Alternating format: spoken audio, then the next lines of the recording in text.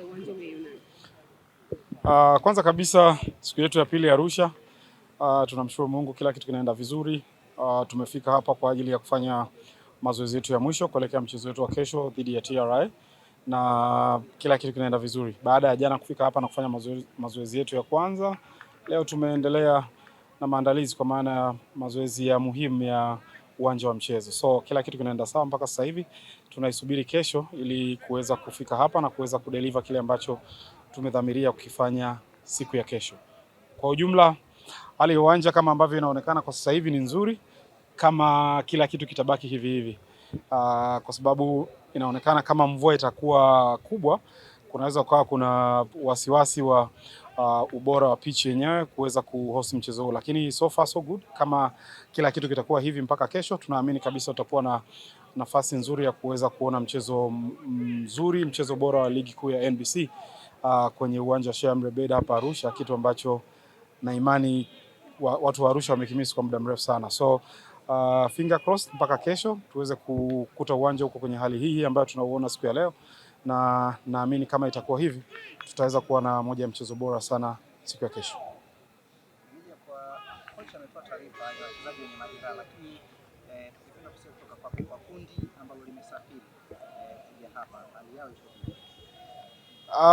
kama ambavyo kuna taarifa rasmi ambayo imetoka kwa club na hata kocha wetu aliweza kuizungumzia kwenye press conference, tuna kundi la wachezaji ambao wako majeruhi ambao hawako na kikosi, lakini kwa kikosi kizima ambacho kimesafiri na Young Africans ambacho kiko hapa Arusha, wachezaji wote wako vizuri kwa ajili ya kuwa kwenye selection ya mchezo wa kesho. Kwa hiyo kila ambaye unamuona kwenye mazoezi hapa unaweza ukamuona kwenye mechi kesho.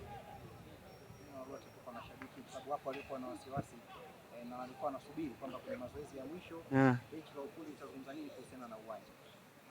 To be honest, kwa mashabiki wetu, kwa wananchi ambao wako hapa Arusha, walioko Manyara, Kilimanjaro, sehemu mbalimbali, mkoa wa Singida ambao wanaozunguka mkoa wa Arusha, na wale wote ambao wana uwezo wa kufika hapa, naamini kesho itakuwa siku nzuri kama kila kitu kitaendelea kuwa vizuri hivi. Kwa hiyo wajitokeze kwa wingi, waje watupe support kwa kiasi kikubwa sana.